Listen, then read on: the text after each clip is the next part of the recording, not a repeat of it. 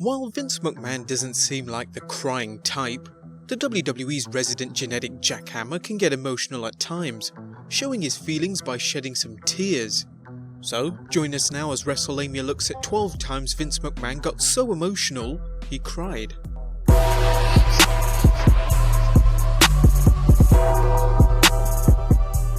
Number 1. During the filming of the Andre the Giant documentary. Vince McMahon shared a close bond with the 8th wonder of the world, but sadly, like some friendships, things soured towards the end between Vince and Andre the Giant. Documentary director Jason Hare spent over a year looking into Andre's life and spent 45 minutes interviewing McMahon. During the documentary, McMahon choked up and fought off the tears, an experience Hare chose to show in the film. In a 2018 interview, the director explained, "Vince seemed to be trying to keep it together, and as an interviewer, it's excruciating because your instinct is to turn the camera off. But you have a responsibility to the viewer to let them experience this feeling vicariously through the person who knows the subject well. So we included that in the film." He reveals McMahon was getting even more emotional during their first encounter. He got emotional when no cameras were there.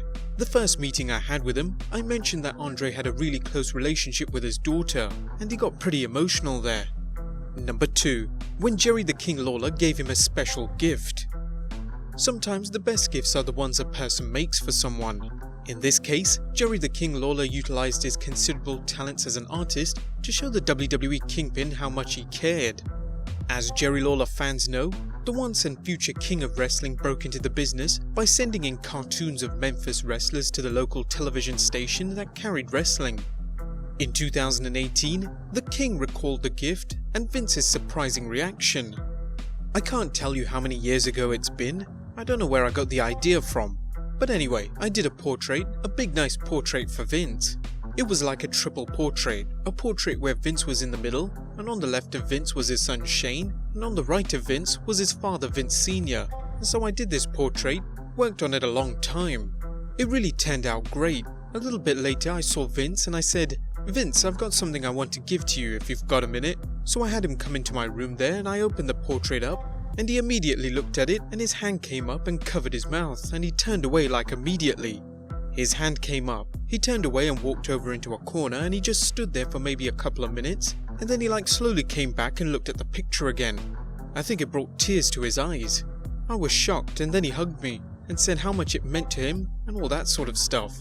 That was like the one moment that I ever really saw from Vince, that kind of emotion. I think it's still hanging in his office. Number 3. Shawn Michaels entering the WWE Hall of Fame. Shawn Michaels rightfully entered the WWE Hall of Fame in 2011, a testament to his outstanding performances in the ring throughout the years. Behind the scenes, Michaels was a known troublemaker, something which caused fans and wrestlers to speculate as to how he kept his job, particularly during his tumultuous time during the 90s. Nonetheless, Vince McMahon teared up when he greeted and hugged Michaels during the Showstoppers Hall of Fame ceremony. In 2012, Michaels discussed his relationship with McMahon, telling the Miami Herald, "Vince McMahon, the guy I argued with more than anybody understood it. He understood that it wasn't unprofessionalism or ego that was driving all that. It was a desire and a passion to be the guy and to be the absolute very best that I could be. He tells people all the time the reason he didn't fire me is because he could see through all that. Ultimately, when it came down to his way or my way, he always knew when he said, 'That's what I want done, period.' He knew I'd do it, and I always did." Number 4. Discovering Stone Cold Steve Austin needed neck surgery. A failed pile driver at the hands of Owen Hart finally caught up with Stone Cold Steve Austin in 1999, forcing the WWF's biggest star at the time to undergo surgery and miss nearly a year of in-ring action. While Vince McMahon was likely concerned about the impact on the WWF's business, the loss was felt personally as well. In his 2004 memoir, Steve Austin discussed how JR went into Vince's office and Vince's eyes were red and he was wiping the tears from his eyes. He really cared. Number 5. During the Freddie Blassie tribute video. Despite working as a much-hated heel, classy Freddie Blassie had an undeniable comedic aspect that won people over, including Vince McMahon.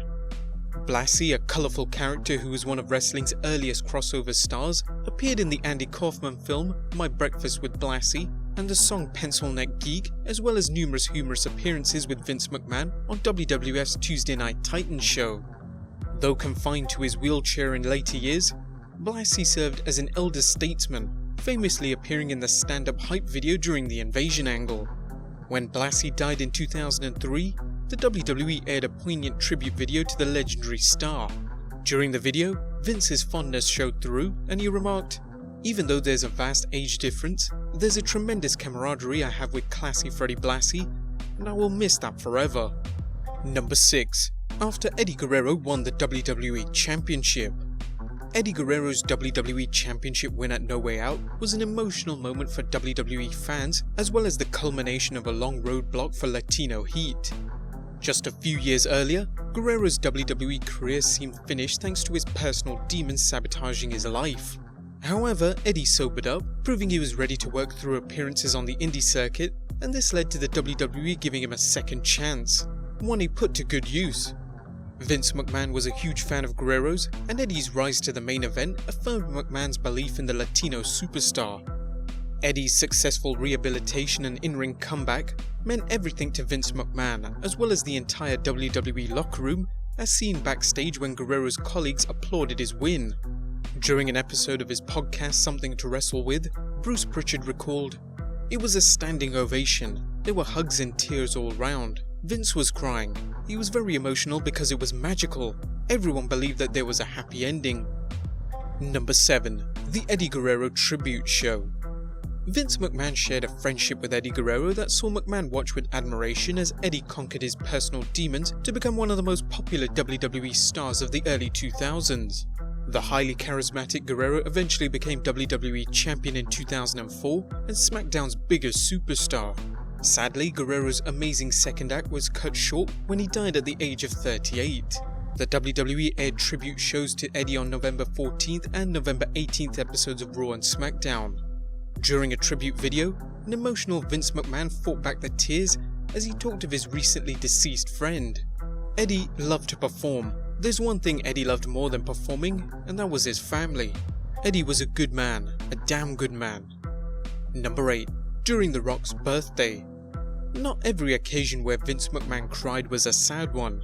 On the 2nd of May 2011, the most electrifying man in sports entertainment returned to WWE television to celebrate his birthday, a joyful celebration as The Rock reflected on his WWE career and received birthday wishes from a number of individuals including WWE CEO Vincent Kennedy McMahon. McMahon gushed with praise, thanking The Rock for his time in the company and for returning home to the WWE that night to celebrate his birthday.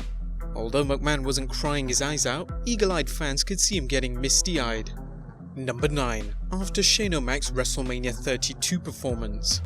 2016 featured an emotional on-air reunion as Shane McMahon returned to the WWE after several years pursuing business interests outside of wrestling.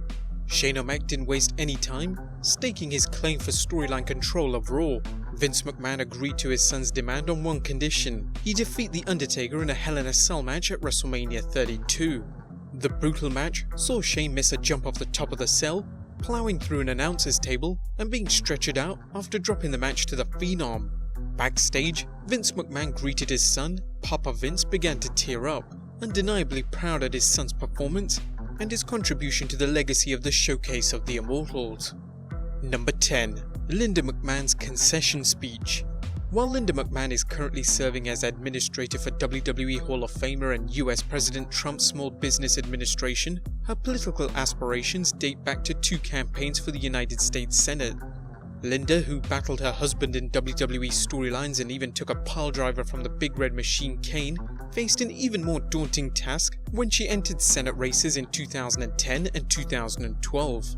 Despite 2 spirited campaigns, Linda came up short both times, and her 2012 concession speech to Chris Murphy was highlighted by a distraught Vince McMahon standing in the background as Linda thanked him and told the audience her husband was a very shy person who didn't want to appear.